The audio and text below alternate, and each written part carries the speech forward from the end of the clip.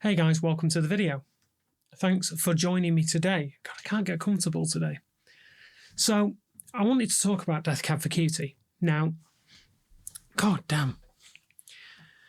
I've been a big fan of theirs for many years, and I think albums like Transatlanticism and Plans are among some of the finest indie emo, if you will, records ever. Plans is in my top 10 records of all time. You know, we got to like Narrow Stairs and then Codes and Keys, which was a total write-off. And then we went to Kintsugi, which was okay. The A half, if you will, was pretty good. Not a bad album overall. Then for me, we kind of fell off a cliff a little bit. Dad pop. Dad indie. Not the Death Cab that I'd grown up with, put it that way. And that's fine. You know, bands evolve, they change, and they don't always have to take fans along for the ride, right? Fair enough. So I kind of figured at that point in their career they'd lost me a little bit. And that's okay, is what it is. Anyway, they've just released a new album called I Built You a Tower.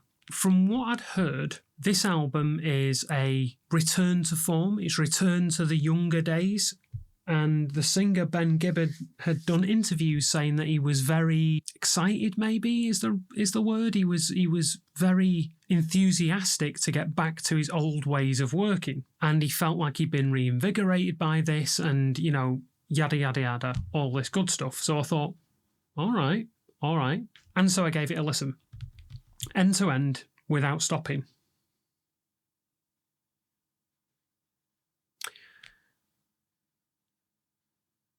I think it's garbage. I'm just going to come out and say it. I think it's garbage. No, maybe garbage is the wrong word, but it's boring. If you were to zone out listening to this album, I'm not sure you would be aware that the track had changed. It meanders. It almost feels like an album that's trying to build to something but never gets there. It's just lackluster. You know, I could say, where are the guitar riffs? I mean, where are the guitar riffs, right? They've all but disappeared, but it's not even that. It's the vocals mainly. It's like he wants to stay within 3 or 4 notes for the entire record, and the magic's just gone. He almost sounds like, to me on that album, he sounds like he doesn't believe in himself anymore. It's hard to describe. It's just not great. Now, why might this be? I have a theory for this. I did some trawling through the Death Cab Reddit. I do see some people whose opinions are similar to mine, so I know I'm not alone when I think this. But I think the big issue with Death Cab was Chris Waller leaving. And the reason I think the issue is Chris Waller leaving is because for me, the je ne sais quoi that band had disappeared when he disappeared. Now, his last record with the band was Kintsugi, and you could kind of hear in that record that his influence wasn't really there anymore. Now, let me explain what I mean by that. For me, Waller brought to the band was a refined simplicity. It was a purposefulness to the arrangement. Each instrument was there to either elicit an emotional response or to serve a specific purpose. It wasn't there just because it could be. Now, the band replaced Chris Waller with 2 other members in the form of Dave Depper and some other dude whose name I can't remember.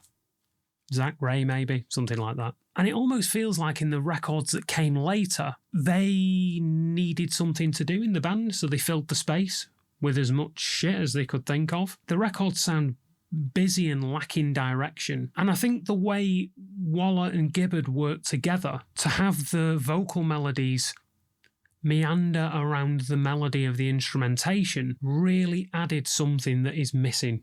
It really added something. If you think about on previous records, the way his melodies sit and the choice of notes that he crafts a hook with, that literally stopped the day that Waller left.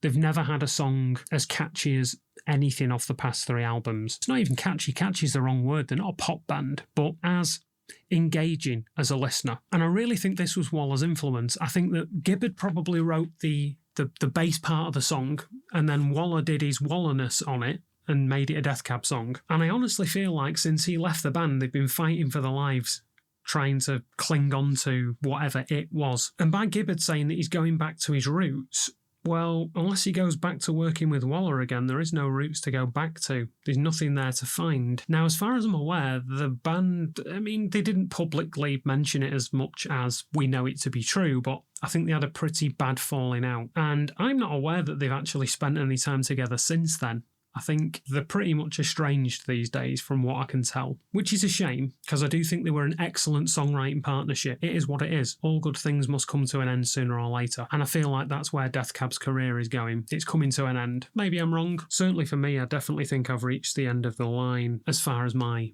fanship of theirs goes. I did buy the album on vinyl. I've got all of their albums on vinyl, apart from Codes and Keys because it sucks. But I've got all the rest on vinyl. Probably won't buy the next one. Not until I've heard it at least, because I really don't think I Built You a Tower is going to get many playthroughs. I can kind of see what they're going for. It's almost like a little bit of a concept album, almost. I don't know, it just falls short for me.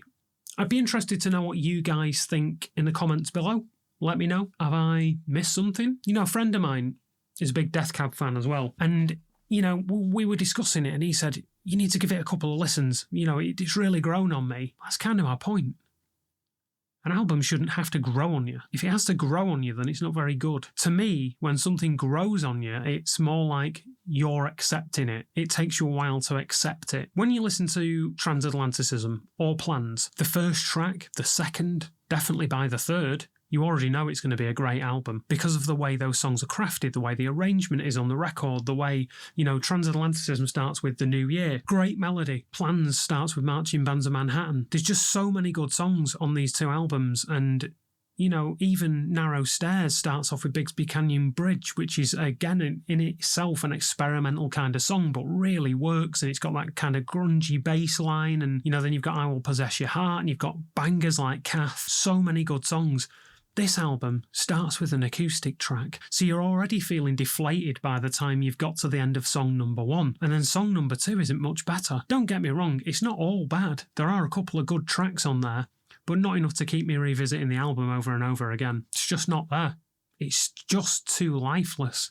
It meanders too much. It doesn't get to the point. Don't even know what the point is. Hey, I got divorced, I'm sad about it.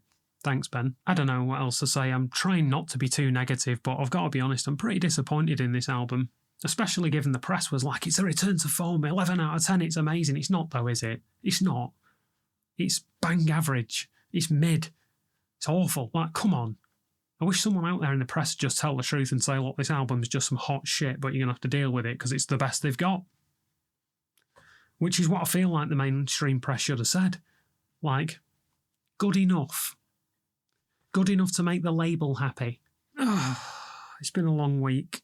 Maybe I'm in the wrong mood. I don't know. I've got nothing else to say about this record. So, listen, if you're a fan of Death Cab, check it out. Definitely check it out. And let me know if I'm wrong in the comments. If I've missed something, if I'm looking at it the wrong way, I don't know. Let's discuss it. Anyone has an opinion on it, I welcome you in the comments. But I will die on that hill that I don't think it's a very good record. Fight me. Until next time we meet, take it easy.